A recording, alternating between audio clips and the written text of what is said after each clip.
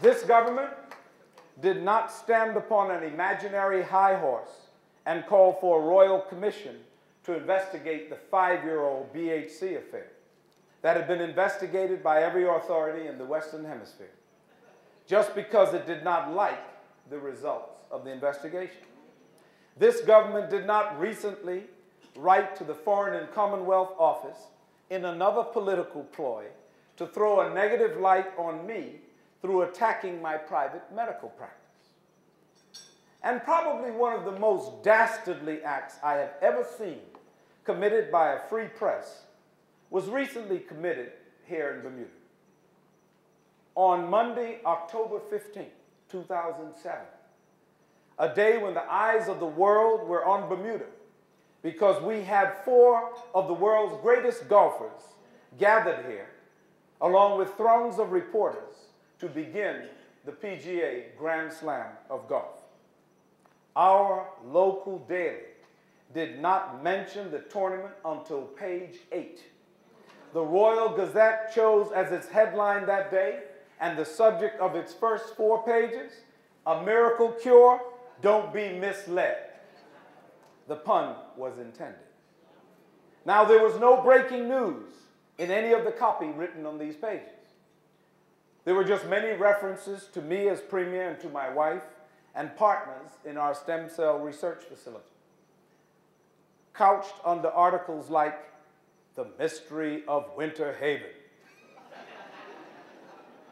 and "Worldwide Hype May Leave People Open to Exploitation." But there was no news that had to be printed on that day. There was nothing time-sensitive about the material that was written. All of their content could have been written last week, or next week for that matter, without changing a single word. So on a day when the papers were being read by the foreign press, more than any other day in memory, on a day when the papers could have been filled with articles on the Grand Slam, celebrating the first day of a tournament which meant so much to our tourism efforts, celebrating the wonders of our beautiful country, the Royal Gazette published an article filled with gratuitous defamation of the character of your Premier. And Michael Dunkley has the unmitigated gall to say that Ewart Brown threatens the island's reputation for integrity? Would a deserving, observing leader not notice this transgression? Not against me, he does not need to defend me, but against his so-called beloved Bermuda.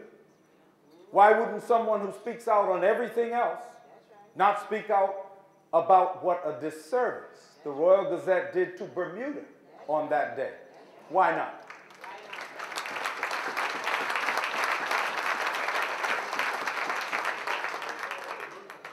Because Michael Dunkley, his UBP, and the Royal Gazette exercise selective morality. The only time they mount that imaginary high horse is to try to come after me and the PLP government. They collectively want to win this government back by any means necessary, even at the expense of Bermuda. There are countless examples of the press overstating and amplifying lies, and understating or ignoring the truth and good work of the Progressive Labor Party. Do you remember the picture of our party chairman plastered across the front page of the Mid-Ocean News with a totally fabricated story? Yeah. What about the music festival? On the Monday after the music festival, when the entire island was celebrating the most wonderful festival ever and its fabulous and successful move to the National Sports Center, the Royal Gazette's headline was, "Premier Brands Music Festival a Success." Give me a break.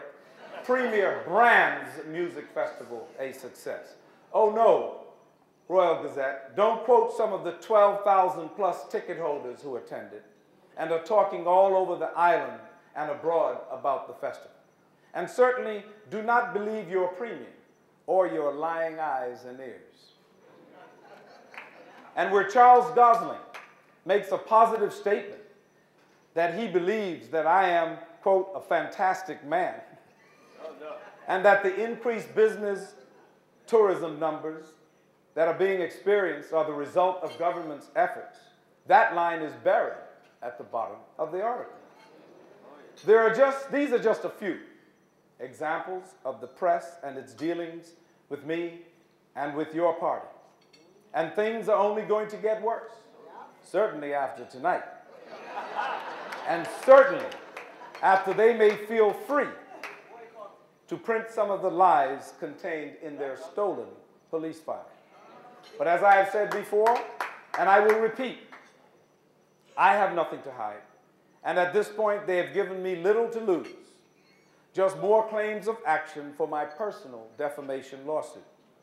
Because while they can print what they want, they should go unnoticed that they print at their own risk. My name is all I came into this world with, and it's all I'm leaving behind. I am going to vigorously defend it.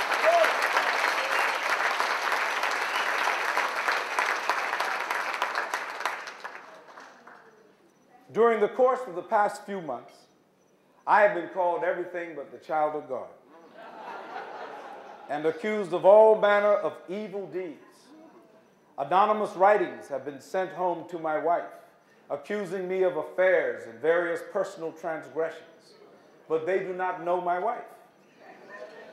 Neville Tyrrell called me the hardest working man in politics. Well, meet one of the hardest working and hardest praying wives in politics.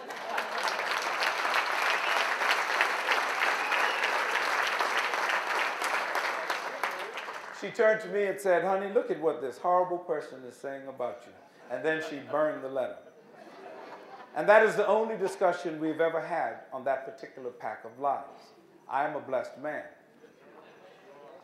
I may not, friends, wear my religion on my shoulder, but I believe that the Lord is my light and my salvation.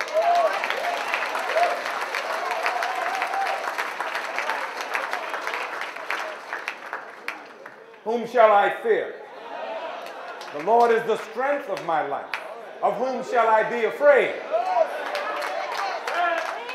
When the wicked, even mine enemies and my foes, come upon me to eat up my flesh, they stumbled and fell.